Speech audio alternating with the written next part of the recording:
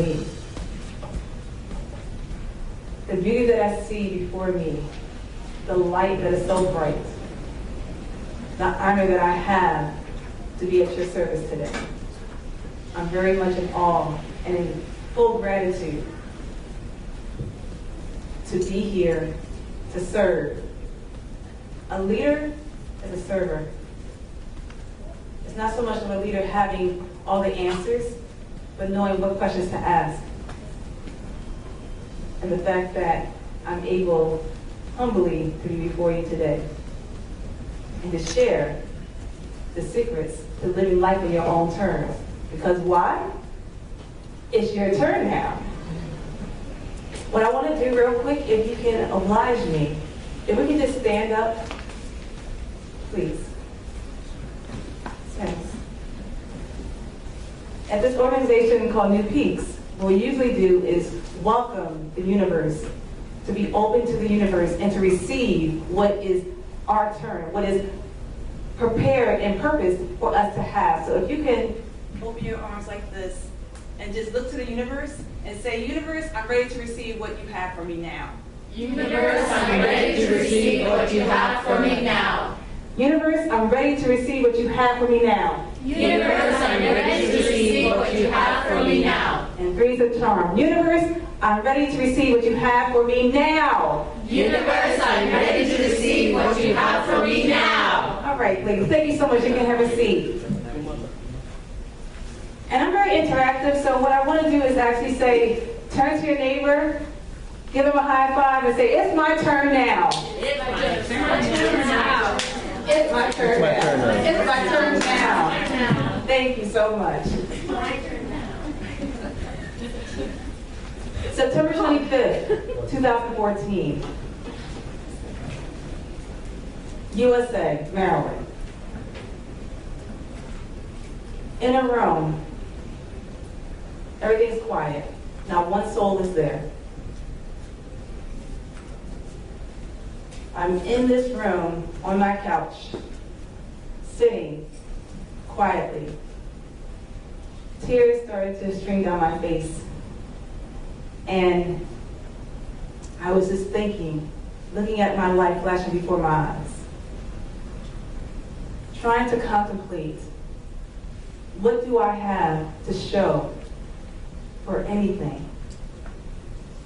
Yeah, granted, have my own successful business, making six figures, helping clients to reset their lives. With my business, it was called Reset LLC, Restoring Every Soul Each Time. My business was to restore lives as a counselor. Yeah, I had offices in different states on the East Coast, from New York to Virginia, impacting lives with clients or counselors that I wasn't able to impact those lives. I was able to set up mentorship programs, able to establish offices and hire the right counselors to take care of the clients that I couldn't reach. Sure. Also, ended up finishing out my doctorates. So PhD grad, just successful in my own right. Had my own home, had cars. I was living a life. But yet, I was still contemplating, what do I have to show for it? What is the point of my life? But yet, I was a doctor. Yet, I had a successful business. Yet, I was serving people. Yet, I had my own home. I had cars. I had money. I had everything. So why did I feel like I had nothing? I cried out to God. God, please, you see me. You know what's on my mind right now. You know what I'm about to do. And there's no one here, not a soul. I can do this right now. I can take these two butcher knives and that's it. What are you going to do, God? You're supposed to be my savior. You're supposed to save me. Silence. Pure silence. I said, wow, God, you forsaken me too? You really don't want me to be here. So if you don't even care, and you're not going to say out one word and say, Sarah, stop, don't do it, then why not do it? I cried for 3 hours straight, nonstop, because I could not believe that I was at my lowest point. And the thing was, I couldn't tell a soul. How could I tell someone that I was suicidal when I was a licensed professional counselor? I help people who are suicidal. How in the world am I suicidal when I help others who are suicidal? How could I tell anyone? I could lose my license for that. My family would be right about me. Oh, you don't have it together. Oh, you are crazy. See, I knew you weren't going to amount to anything.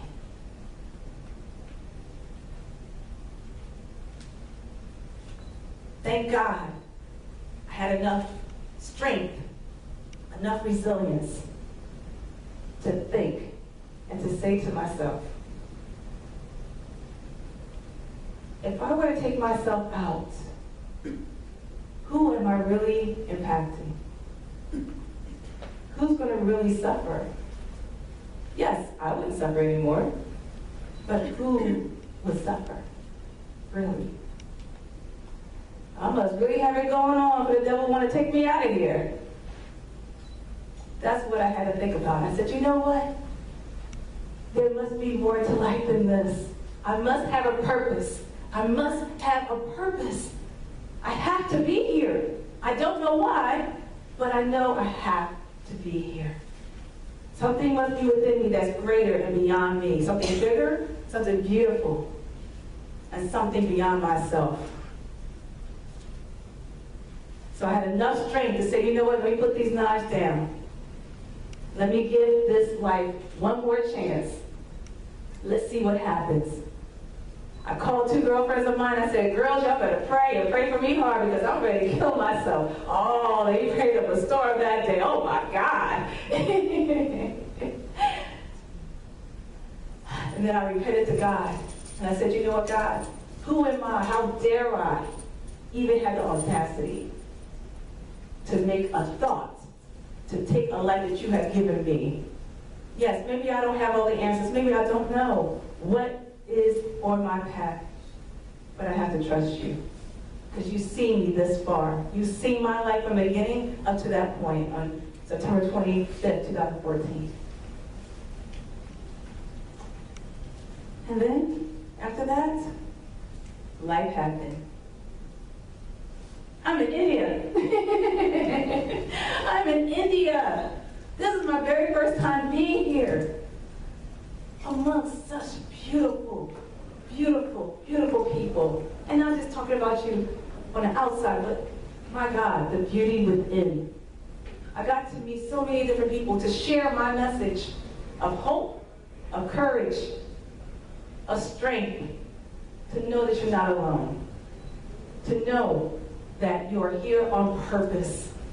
You may not be sure of who you are and what you have in store, but best believe, as a living testimony, that you are here on purpose.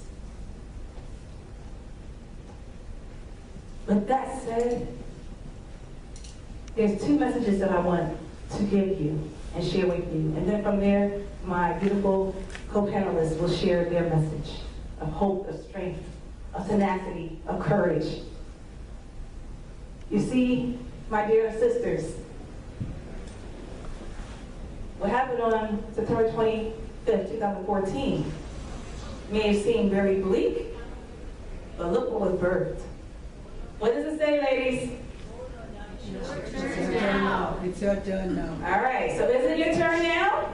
Yes. I want to hear, I don't believe you. Come on, come back to me. Is it your turn now? Yes. All right, it's your turn now. This is what I'm saying to you. 2 things. There are actually 7 secrets that I was able to come up with through God for what I went through that day. But I want to share 2. 2 is unity. 7 means completion. 2 means unity.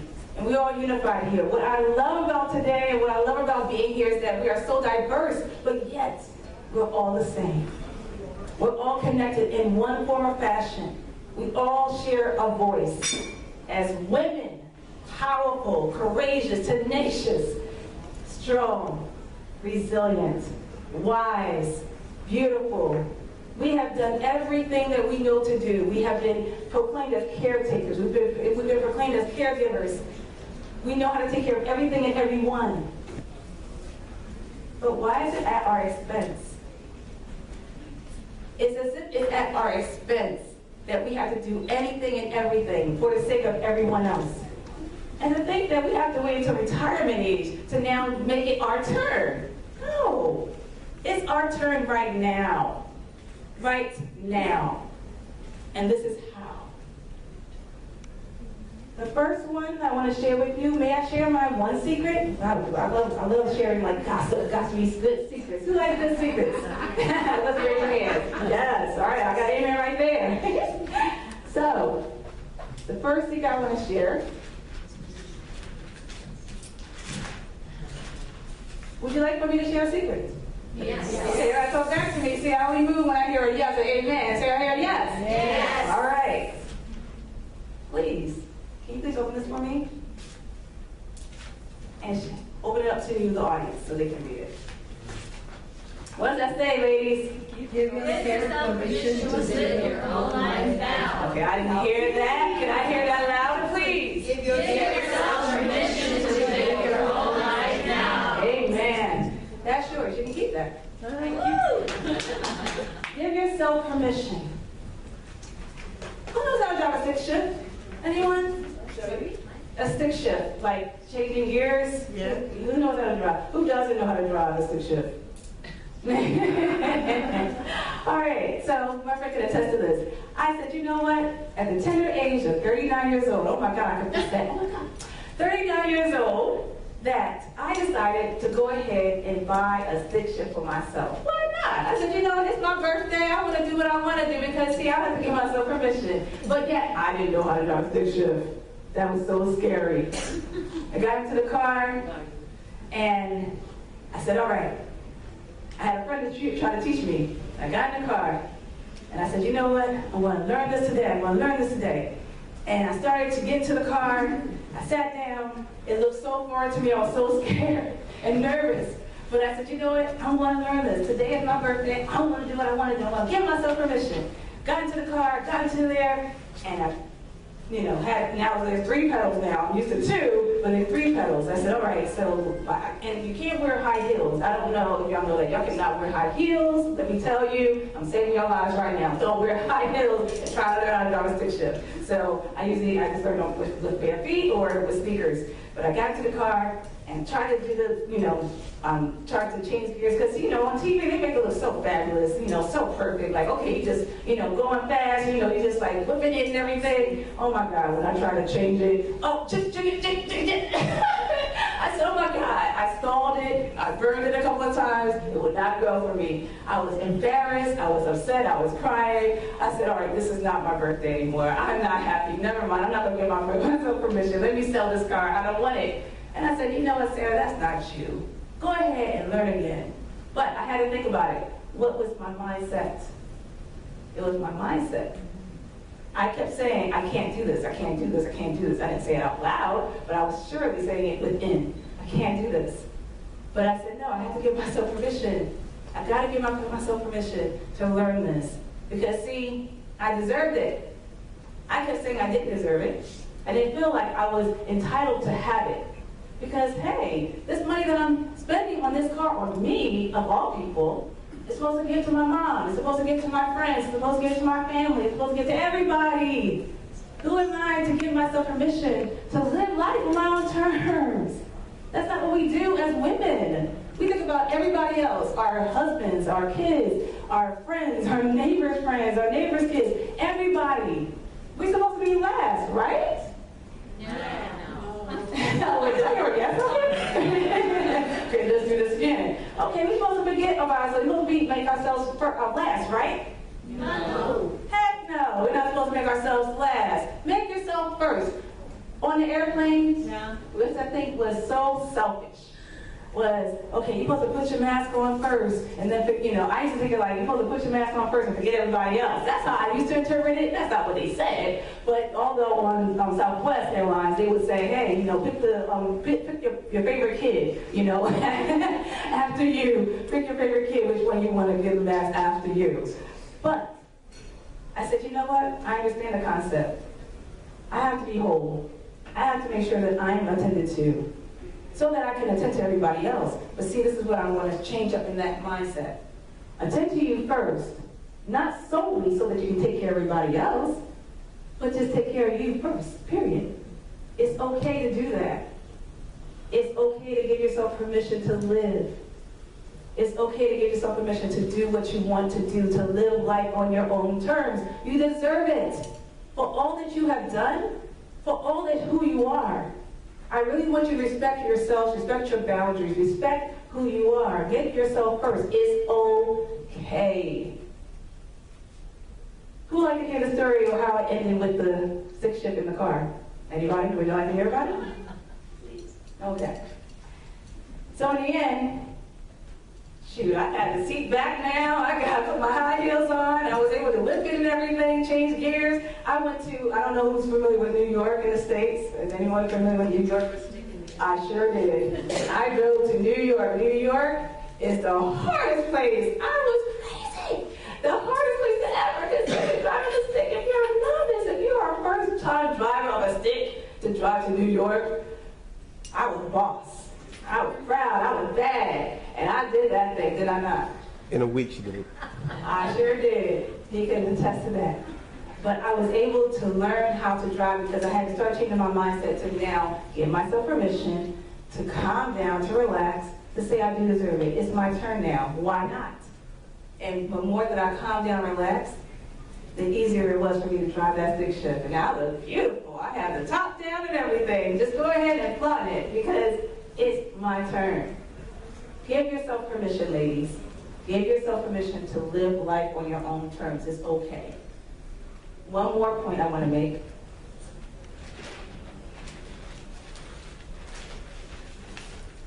Yeah, if you can oblige me. Can you please open it up to show to everyone? What does it say, ladies? You are enough. Say it louder. You are enough. Thank you. You can keep that. You are enough. Who believes that? Show hands. Who doesn't believe that? Show hands. You don't believe that. Let me share with you on that. The reason why I ended up being what I was in regards to that fateful day, September 25th, 2014, was because I thought that I was perfect. I thought that I had it all together. I had no choice because everybody was depending on me now. I have to be perfect. I have to do everything right. Because if I don't, it's at the expense of everybody that's taking care of. See, I can't let it fall on my watch because God forbid it's on me. So I was always a straight A student for the most part, always done well, went ahead and got my bachelor's, went ahead and got my master's. It's very important in my culture as African American, especially in my household, to be the first and to excel and to be the girl. The girl's supposed to succeed. The girl's supposed to do the things. They're supposed to, represent the family name. She's not supposed to have a kid out of wedlock. She's not supposed to shame us. So I did that. I did not shame my family, but it was at my expense. I never got married, never had any children. I'm 39 years old. It can be very concerning for me, wondering how many eggs I have left. I think I have one good egg left. I'm holding on to it. So I got to make do. Anyway, that's another story, another conversation. With that said, I thought that I had it all to the point that I thought that may be enough. But for the life of me, what confused me so much is that my family always found something wrong to say about me. They always had something to say critical about me. God forbid if I had an A-, goodness, that's not good enough. God forbid if I were to be like my cousins who all had kids out of wedlock, who all had their men staying with them and they were taking care of them. God forbid if you do that, Sarah, because that's not right. You're not good enough. Okay, so is that what good enough means? So what's the point of trying to do it all? What's the point of trying to even live right if you already expect me to fail? But then it hit me again. Despite of how my family or people or men have made me feel, and this is not a male bashing session whatsoever, I had to recognize that although I may have felt defective or I felt like I wasn't good enough, I had to love me and to accept me and to embrace me, good, bad, and indifferent. I had to reframe my mindset. I had to look at things differently to get a different result. I had to do things differently to get a different result. Because see, if we do things the same and expect a different result, have y'all heard this before? What is it called? Insanity. Thank you. And I don't deal with insane people. Anybody insane here today? Who's going to admit that? Who's going to confess? And being enough just simply means loving, accepting, embracing, appreciating who you are. The fact remains though, do you know who you are? See, I'm here to tell you, y'all some bad. I don't use those words, but if I could, y'all could fill in the blanks. Y'all bad in your own right. You have enough to do what you need to do, but you also have enough to be, to live, to do you. And be okay. To give yourself permission, to be who you are. I leave with this, and then please, I'll let my panelists join in. You have to fork in the road. Everybody told you to go left because that was the right thing to do, or because this is what was modeled to you, or this is what was patterned after, because you got to keep the family name up, you got to keep an image up, you have to keep the mask on. I'm daring you to take the mask off. Don't suffer in silence any further. For what? Why not be true to who you are? Everybody tell you to go left. I dare you to go right. And it's okay. Give yourself permission to be okay to go right. Because if your heart, if this unction in you and your spirit is saying, you know what, there's something about that right turn that I need to make. You need to listen. You need to respect your boundaries. You need to respect yourself. That unction in your spirit to dare, to take your turn. Now.